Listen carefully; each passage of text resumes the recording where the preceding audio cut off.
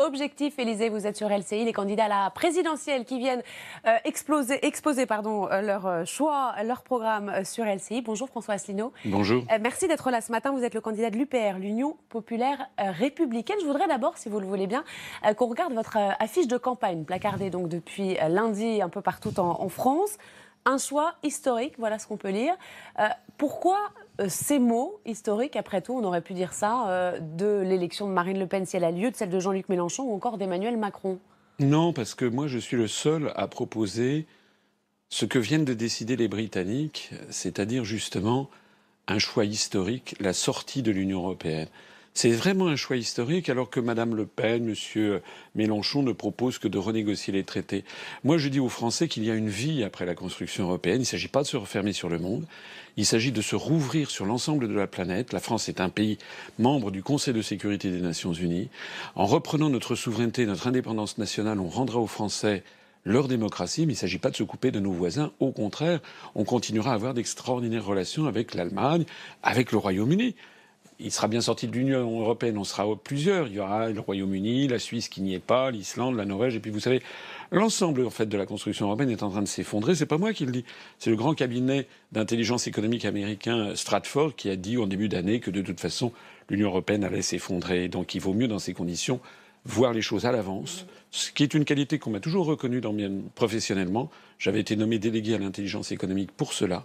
Il vaut mieux prévoir les choses et prendre ses dispositions avant qu'il ne soit trop tard. On va revenir dans un instant, bien sûr, en détail sur votre programme et sur ce fameux Frexit. Avant, je voulais avoir un peu votre impression sur cette campagne. Les sondages vous créditent de 0,5% d'intention de vote. Pour vous, c'est très largement sous-estimé. Ben oui, c'est impossible même.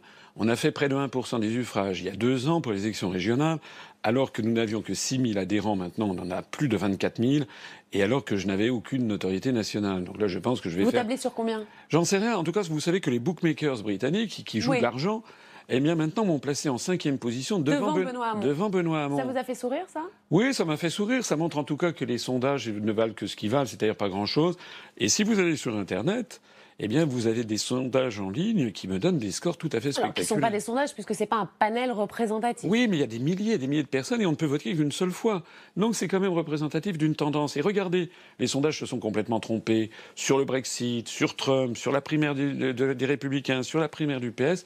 Je pense que les sondages se trompent et je pense très honnêtement qu'ils me sous-estiment profondément. Et je pense que je vais faire un score qui va surprendre le soir du premier tour. Vous avez vu une différence suite au débat télévisé?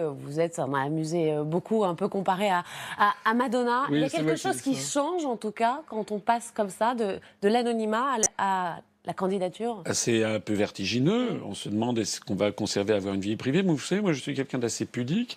J'ai une femme, j'ai des enfants qui souhaitent rester discrets. Je ne suis pas là à étaler ma vie privée. Moi, je suis un Français comme tout le monde, comme les autres. Et pourquoi je fais de la politique? Pas par vanité personnelle. J'avais jamais envisagé de faire ça.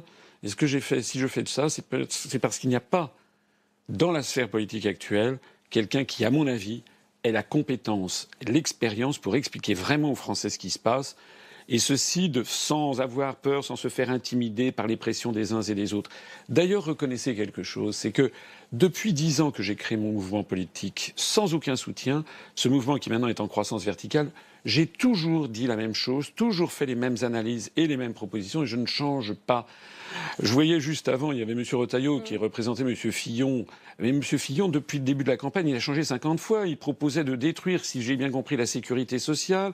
Maintenant, après, il a fait machine arrière. Ensuite, de supprimer 500 000 postes. Il y a que les imbéciles qui ne changent pas d'avis. Oui, mais en l'espace de 15 jours, ça montre quand même une versatilité extraordinaire. Il proposait de supprimer 500 000 postes de fonctionnaires. En réalité, et là, je mets en garde vraiment les Français. C'est très sérieux ce qui va se passer.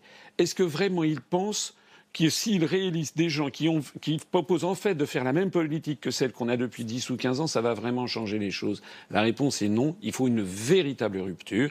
Et je la propose de façon juridique et sereine, en parfaite harmonie avec nos partenaires. Un tout petit mot encore du scrutin. J'ai lu dans votre programme que vous souhaitiez interdire les machines à voter électroniques. Pourquoi?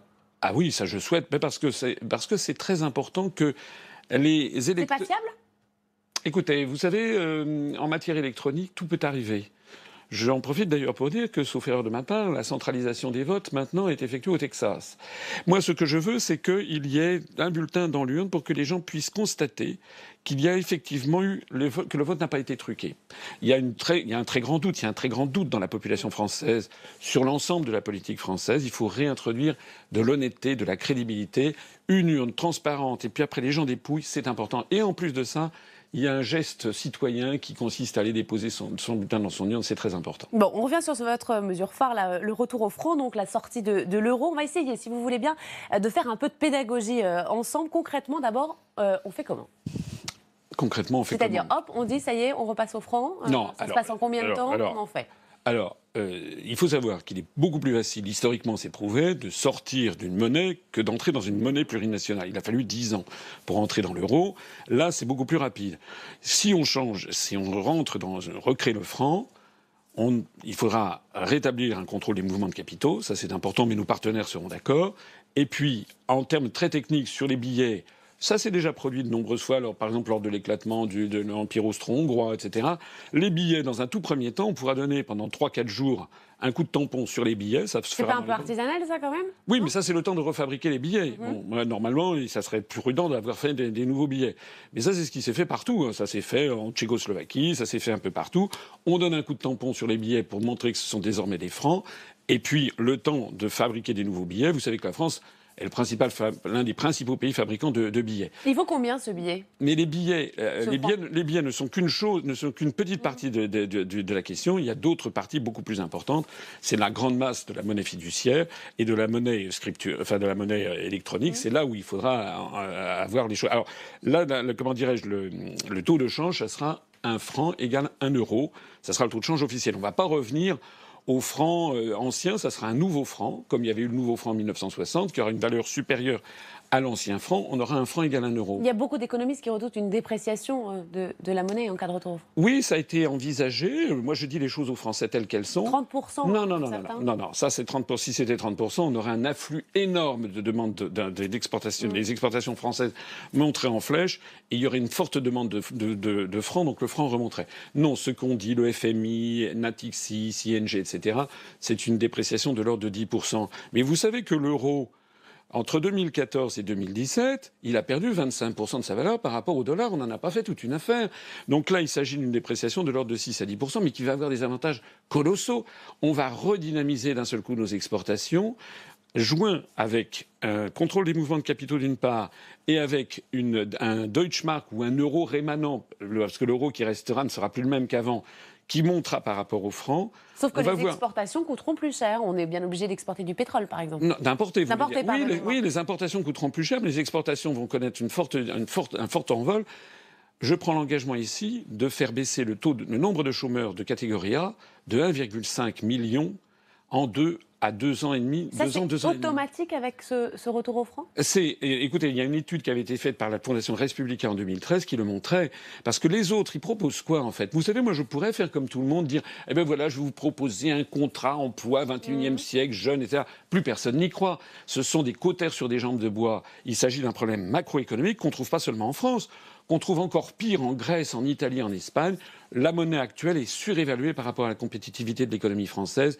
Il faut donc en sortir. D'ailleurs, l'euro, par ailleurs, est en train d'exploser. Et si nous restons dans l'euro, on risque, au bout du compte, d'avoir des dizaines de milliards d'euros de pertes pour la société française. Vous dites 1 ou 2 millions d'emplois, des importations qui seront dopées, ça fait rêver. Des exportations. Des exportations, pardonnez-moi, décidément, j'ai du mal, qui seront dopées. Décidément, ça a l'air parfait quand on vous entend, et pourtant, il y a 72% des Français qui ne veulent pas d'un retour au franc. Comment vous les rassurez ? Mais alors, d'abord, je ne suis pas sûr qu'il y ait 72% des Français qui ne veulent pas. Ça, ce sont des sondages. Vous savez, c'est comme les sondages. Les sondages qui me donnent 0,0. Mais bientôt, il va y avoir des sondages qui vont me donner -3. Moi, je vois que mes meetings sont pleins et qu'il y a une très grande ferveur chez nos adhérents qui sont de plus en plus nombreux. On fait 250 adhérents de plus chaque jour. Alors, pour rassurer les Français, il faudrait déjà que je puisse leur parler. En fait, ce qu'il aurait fallu, et je le regrette dans cette campagne, s'il aurait fallu un débat approfondi sur spécialement la question de l'euro, parce que les autres candidats ne savent pas de quoi ils parlent. On n'a pas assez parlé de fonds dans cette campagne. Mais oui, les gens ils parlent de monnaie unique, l'euro n'est pas une monnaie unique par exemple. Et je sais de quoi je parle. J'ai été délégué à l'intelligence économique et parmi les adhérents de l'UPR, parmi mes collègues et mes collaborateurs, il y a Vincent Brousseau, qui est normalien, docteur en mathématiques, docteur en économie, qui a passé 15 ans à la BCE, 6 ans au service de la politique monétaire, qui est l'un des meilleurs experts mondiaux de l'euro. L'euro n'est pas une monnaie unique. L'euro, c'est une collection de monnaies nationales qui portent le même nom et qui s'échangent au taux de 1 pour 1. Ça paraît un détail, ça n'en est pas un. Ce sont des créances sur les banques centrales nationales respectives. C'est ça. Je n'ai pas le temps ici d'élaborer, mais je renvoie les téléspectateurs intéressés à mes conférences et à celles de Vincent Brousseau sur notre site upr.fr. Ils vont découvrir ce qui se cache vraiment derrière l'euro. Et la problématique qui se pose, c'est que cet euro va exploser de toute façon. Moi, je vois loin. Moi, vous savez, je suis un père de famille. Je suis un Français au milieu des Français. Je ne suis pas quelqu'un de fantasque. Si je dis qu'il faut sortir de l'euro, c'est que j'ai des raisons extrêmement sérieuses de le dire. Et beaucoup de prix Nobel d'économie le disent avec moi. Autre point de votre programme, ça concerne la réforme des institutions au sens large. Alors vous proposez de réduire les députés, le nombre de députés, de passer de 577 à 500, réduire le nombre de sénateurs aussi. Alors là, c'est drastique, de 348 à 101. Pourquoi on ne supprime pas carrément le Sénat, par exemple ? Parce que ça pourrait être quelque chose d'envisageable, mais je pense qu'il vaut quand même mieux garder un système bicaméral, comme on dit, parce que le Sénat, c'est la pondération, notamment, c'est une surévaluation du poids des zones rurales. Mais pourquoi je veux diminuer de 348 à 101 sénateurs ? Parce que ça coûte très cher, et parce qu'aux États-Unis, ils ont 100 sénateurs pour 315 millions d'habitants. En Allemagne, ils ont 69 sénateurs pour 82 millions d'habitants. Nous, on en a 348 pour 65 millions d'habitants. Vous savez, ça coûte très cher, le Sénat. Et je veux également réduire notamment les régions. Je veux les réduire au rang d'établissements publics administratifs, comme c'était du temps de Georges Pompidou. Ça permet de supprimer 1757 postes de conseillers régionaux. Je propose également de diviser par 2 le nombre de conseillers départementaux, puisque M. Hollande a fait une réforme. Et on achète chose absurde, c'est que les électeurs votent pour un couple. C'est absurde. Normalement, pour un poste, il faut un homme ou une femme. On peut éventuellement imposer le principe de parité, ça n'a rien à voir. Mais un couple sur un même poste, ça ne va pas. Au total, la réduction du millefeuille administratif que je propose, c'est 4,4 milliards d'euros d'économies par an. De la même façon que sortir de l'Union européenne, c'est faire des économies considérables. La France n'a plus les moyens de se payer la princesse européenne, si j'ose dire. Un mot du plan Vigipirate. J'ai vu que vous le souhaitiez le limiter à 2 mois, avec un renouvellement autorisé donc par le Parlement et un référendum qui serait obligatoire au bout de 3 renouvellements. Je ne me trompe pas. Oui, c'est exact. Il aurait dû être levé, d'après vous, ce plan Vigipirate ? Écoutez, en ce moment, on n'est plus dans le plan Vigipirate, on est dans quelque chose de bien pire, qui est l'état d'urgence permanent. Moi, je dis que ça ne sert à rien, cet état d'urgence. Écoutez, cet état d'urgence, vous avez vu l'effet qu'il a eu le 14 juillet dernier, hélas. C'est-à-dire qu'en fait, il n'est pas appliqué. En tout cas, certaines de ses modalités ne sont pas appliquées, parce que normalement, l'état d'urgence, on devrait interdire les rassemblements sur la voie publique de plus de 5 ou 10 personnes. À Nice, il y avait plus de 100 000 personnes sur la promenade des Anglais, et puis on fait des... Moi, je dis que cette affaire-là sape progressivement les libertés publiques en France pour rien. Je ne suis pas laxiste. Moi, je veux, par exemple, lutter contre le terrorisme. D'abord en reconstituant les renseignements généraux qui ont été largement détruits par Nicolas Sarkozy, en menant une guerre impitoyable au trafic d'armes dans un certain nombre de quartiers difficiles. Ça, je le veux, mais je veux aussi qu'on s'attaque aux racines de ces questions. Je ne veux pas que la France continue à participer à des guerres illégales au Moyen-Orient, illégales au regard du droit international. Moi, je voudrais aussi que la France renoue avec sa politique gaullienne de diplomatie, c'est-à-dire parlant et discutant avec tous les pays du monde et favorisant aussi les échanges nord-sud. Si on veut lutter sérieusement contre les flux migratoires, contre le terrorisme, il faut rendre aux Français de l'emploi en France et aussi permettre aux pays du Sud de développer leur économie. Encore un mot, et c'est lié, vous souhaitez la sortie de l'OTAN, la sortie de la France de l'OTAN. Donald Trump, lui, était assez favorable à cette idée-là, en tout cas pointait du doigt régulièrement l'organisation. Il a visiblement changé d'avis. Hier, il a dit que c'était un rempart pour la paix internationale. C'est quoi, l'épreuve du pouvoir qui fait changer d'avis ? Vous aussi, vous changeriez d'avis au pouvoir ? Franchement, je ne le pense pas, parce que moi, je suis clair et net, et je dis toujours la même chose. Je dis ce que je fais, et je fais ce que je dis. Donald Trump est en train de devenir le Tsipras américain, c'est-à-dire quelqu'un qui se fait élire sur un programme et puis qui après, c'est un personnage qui a l'air un petit peu fantasque et effectivement qui est en train de décevoir. Il a eu tort de frapper la Syrie ? Je ne sais pas qu'il a eu tort, c'est qu'il n'avait pas le droit. Il y a un droit international qui existe dans le monde. Un État n'a pas le droit de faire justice lui-même, de s'ériger comme étant le gendarme du monde. Et moi, je vois loin, parce qu'il y a des gens qui disent « vous êtes anti-américain ». Non, je suis pour le droit. Parce qu'imaginons qu'on reconnaisse aux États-Unis le droit de violer le droit international et d'intervenir. Ça, c'est la loi du plus fort.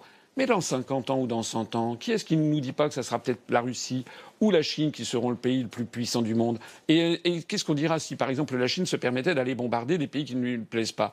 Il faut un droit international qui s'applique à tout le monde. Et moi, je ne serai pas le Tsipras français. Pour voir qui seront les Tsipras français, c'est facile. Il suffit de regarder ceux qui enfument les Français avec des projets de renégociation. C'est-à-dire d'un mot? C'est-à-dire M. Mélenchon, Mme Le Pen. Ce seront les Tsipras français si les Français commettent la sottise de les élire. Merci beaucoup, en tout cas, François Asselineau, d'être venu ce matin sur LCI. François Xavier. Merci.